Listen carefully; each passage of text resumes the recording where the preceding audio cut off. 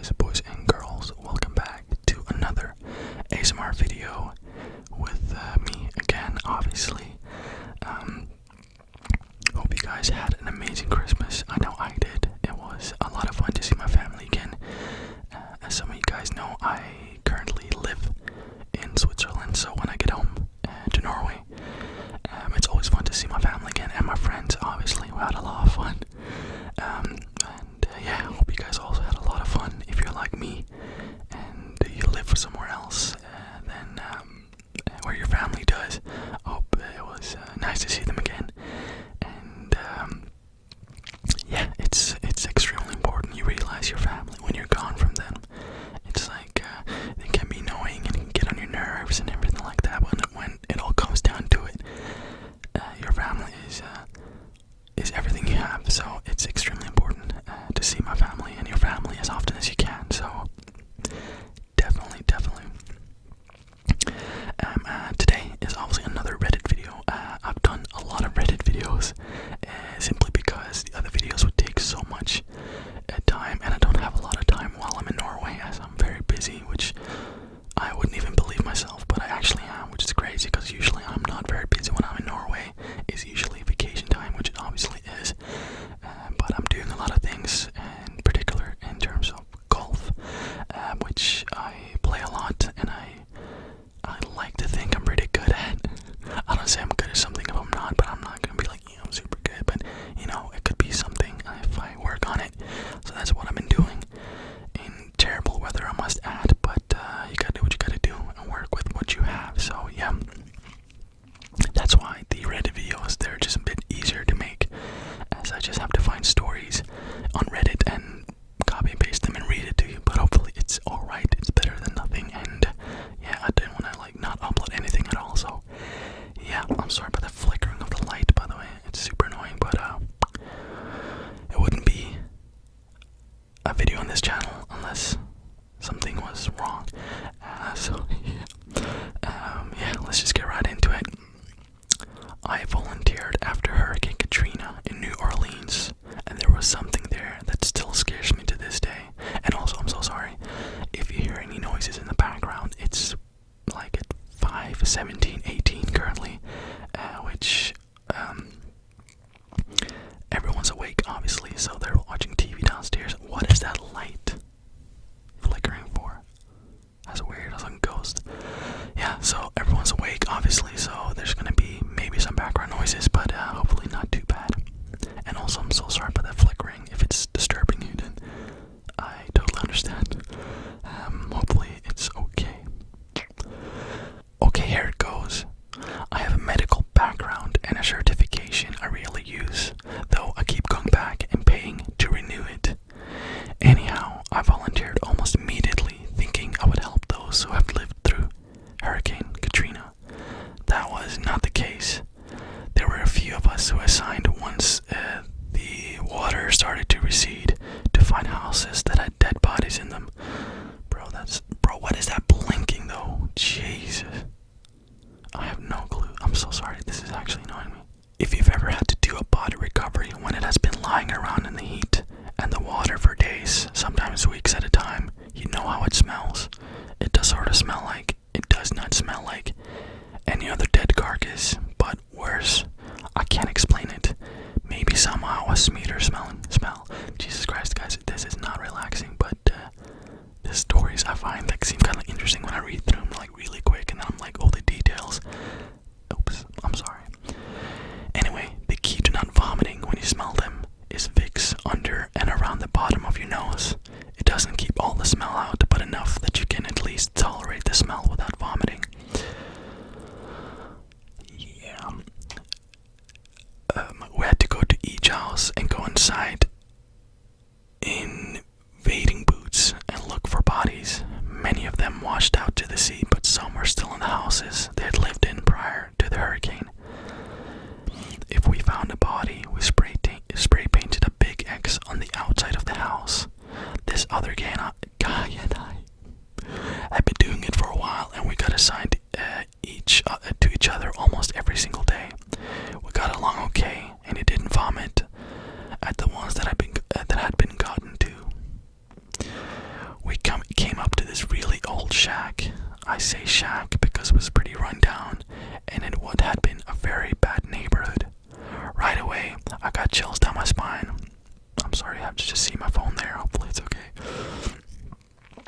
I knew there was something really wrong. Not like find a body kind of wrong, but chilling kind of wrong. New Orleans has certain areas that just give off these vibes, and in my understanding, it's because there's a lot of voodoo practiced in certain areas. Anyway, against everything my body was screaming at me, we went into the house. The first thing I could smell was a body. The second was something almost earthy and moldy. I looked at my partner. I will call him Jay. He was white as a sheet. I could tell he was getting that same feeling I had been getting. It was obvious from the weird bones hanging off the ceiling. I would bet money they were cats. Something odd had been going on in this house, as well as strange beads and carvings and the bare wood in the walls. Oh, by the way, look at what I'm wearing. I'm wearing a hoodie and a beanie. It's because it's extremely cold in this bedroom, and the heater takes like half an hour to heat up. So yeah, I'm sorry about that. Weird, but I just had to say that because I looked at myself. I'm like, Jesus Christ. Alright, we went into what was a kitchen, and there, chained to a beam, was an old lady, or what was left of her. She had chained herself by the wrists to the beam, Mr. Bean. Her guts were falling out on the floor. ASMR. Guys, this is apparently ASMR. The creepiest thing was her face still looked as though she was alive and staring at us with a wicked smile, showing only partial teeth. They were rubs. My skin started crawling as the goosebumps spread all over my body and my neck hair stood right up. Suddenly, I heard the most unearthly cackling noise I've ever heard in my life, and my flight or fight kicked in. Jay and I noped out of there. We quickly painted the X and literally ran to the next house. Now, I don't know if that old lady had practiced voodoo or whatever, but that scared the ever-living shit out of me. It still gives me nightmares. The people I feel sorry for are the ones who had to take that crazy lady out of there. Jay and I discussed it that night after we went back to the hotels north of there. He had heard the cackling too, but we both said it had to be the wind or something. Yeah, that is mental. I remember reading a story on the flight to Norway, and I thought it would be interesting. I didn't read all the details, obviously. I'm sorry about that. The last videos have been like really detailed, kind of like mental, gruesome stuff, so I'm sorry about that. But hopefully, we can just vibe out here still, right? Alright, on to the next one. I'm sorry, I can't stop that blinking, by the way. I don't know what that is. Let's just pretend it's the fire crackling in the background and chandelier. What chandelier? I mean, what's it called? Like a little candlestick thing. Yeah, there you go. English is just mental. Okay. This is my first. Oh, sorry, the title. My son knows things he shouldn't. This is my first time posting here, so hang on with me. I have 4 sons. My oldest is 6, and he's the one I'm curious about. Since he was very young, first learning to talk, he's occasionally said things that don't make any sense for him to know. We were on vacation with my in-laws at the beach when he was around 2.5, and he had a blast in the water with my husband and I. The next day, we got up bright and early to go back, and he refused. He kept insisting there were alligators in the water. We tried to reason with him that alligators didn't live in salt water, but he wasn't having it. Well, my husband had taken one of our twins, almost a year old, into the water, and they were playing. A few moments later, a man comes running from the pier, yelling at him to get out of the water and for us to get away from the water. He explained that while watching the water from the pier, he saw an alligator just underneath the water, stalking my husband from a distance. He called 911 and animal control arrived, and we were eventually able to locate and capture the alligator. It was 8 feet long. There had been storms during the night, and it was mating season. The explanation was that he had been looking for a mate and it came through the freshwater river that runs into the sea. But how come my my son have known about this hours before it happened. Another time, I was going outside to do yard work, and he told me not to go near the bushy tree, fig tree, because there was a rattlesnake under it. I thought it was just childhood imagination. I'm doing the yard work, and I go over to that tree to see if any figs are ripe, and I heard the rattle. I looked down, and it was about 3 feet away from me, a rattlesnake, and it was not happy to see me. I quickly got away as to not disturb it any further and hope it would go on its way. He should not have known that was there. Another time we were going to visit my mom and he was asleep. We hadn't told him where we were going because she had a surprise for him. We got in the car and he said, you can't go this way to grandma's because the bridge is out. We always went that way if my husband was driving, and the bridge had been fully operational the day before. Sure enough, we get to the bridge, and it's topped off with a detour sign. There's no way he should have known that because the word hadn't gotten out yet, especially since my cousin is the local supervisor and he didn't tell anyone about it until after I called him. Honestly, I find this all a bit creepy because I can't logically explain it. The next one is called The Girl in the Basement. So, I grew up in a house that had a few spirits in it. My family are all skeptics and would find some way to explain everything away. A few experiences, and then I'll get into the main story. 1. Our house weighed 3 stories with technically 3 master bedrooms, 1 on each floor. The one on the main floor we used as an office. I would constantly hear someone walking around in the office at night, sinks turning on, toilets flushing, and occasional talking. My parents would always say that someone was awake and making those noises, and the toilet and the water running was just faulty pipes. 2. There would be a shadow figure that would place on the tip floor. There was like a balcony that would overlook the foyer, and I would usually see who I presumed was a lady in a dress pacing back and forth. My parents just said it was the shadow of someone outside. We were on a hill overlooking all of our neighbors. I don't know how they thought this was possible. 3.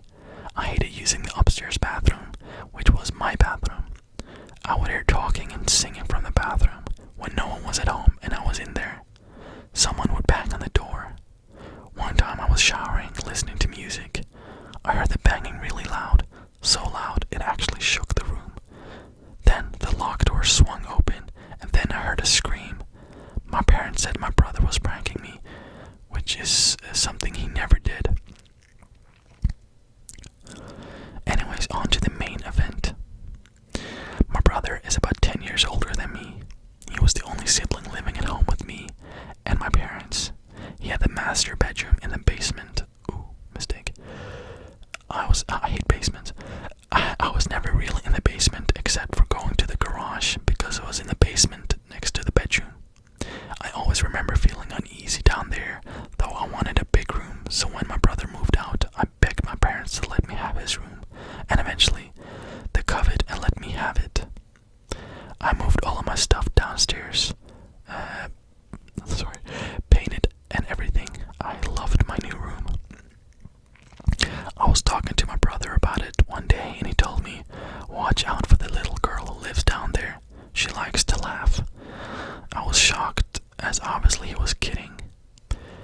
My whole family, besides me, never talked about stuff like that. I just laughed and shrugged it off. He was probably just trying to scare me. About a week after I moved into my new room, I had a friend come over, and we were just laying on the floor next to the bathroom laughing and crap when she had to go to the bathroom. She closed the door, and I was just kind of zoning out when all of a sudden she goes, that's not funny. I asked her what she meant, as I didn't do anything. She said that she heard someone laughing right outside the door, but I didn't do anything or hear anything. She left, freaked out, and assumed my brother put her up to it, since she liked my brother. A few days later, I hear someone in my bedroom while I'm in the shower. I call out thinking it's my mom, but I didn't hear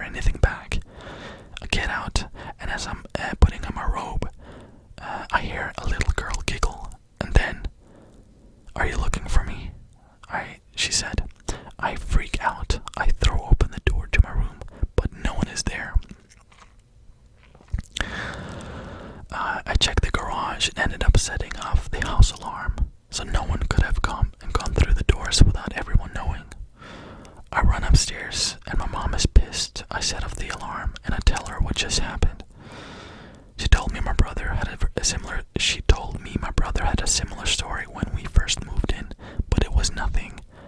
I called my brother and asked him why he told me to watch out for the little girl. He said that I was the little girl. He was kidding because he would always come downstairs and giggle really creepy. I never did anything like that. I told him that and he got a little creeped out. I still would occasionally hear the little girl. I never saw her, but she did like to laugh and open the bathroom and closet doors. I named her Sarah. My brother called me up today and asked me about this. He asked me if I was sure I never tried to scare him by laughing, and I told him no. He got uncomfortable. I don't think he knows how to handle the fact that our house was mildly haunted. Mental. Alright guys, hopefully you guys enjoyed that little video. I'll try to push this over 20 minutes and I'll just talk nonsense. But no, seriously, thank you guys so much for the support lately on my videos. It'd be really cool if I can make it to 300 before the end of the year, right? That would be mental.